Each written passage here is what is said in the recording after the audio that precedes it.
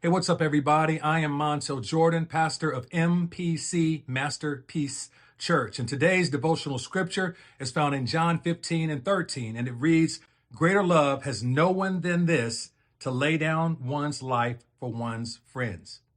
Now, if we're honest, we all have our own definition of what love is, right? Unconditional love, true love, puppy love, agape love. Although most of us have even heard or used the phrase, "I love you to death," we don't recognize that that phrase has less to do with another person expiring and more to do with us dying to ourselves, our flesh, our ways, our thoughts, our desires.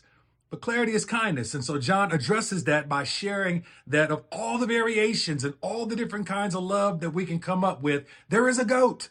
There's a greatest love of all times, and the greatest love of all has been defined. And yet we often attempt to redefine what God has already defined. But listen, y'all, there is no greater love than to lay down one's life for a friend. A friend? For my children, for sure. For my grandkids, no question. For a loved one, possibly. For a friend? Come on, somebody. And yet Jesus Christ not only laid down his flesh and his ways and his thoughts and his desires and his preferences, he laid down his life. He became a living sacrifice for friends who were not friendly. I'm talking about you and me, y'all.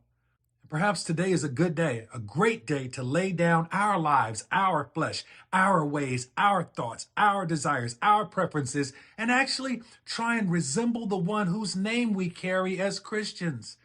After all, he laid down his life willingly for his friends. No one took his life from him. And so I challenge us today, will you consider laying down part of your life today for a friend? Not in death, but just choosing to defer what you would prefer for the sake of someone else having life more abundantly. I challenge us all today for us to look more like the one we serve and do for our friends what he did and what he still does for us. God bless.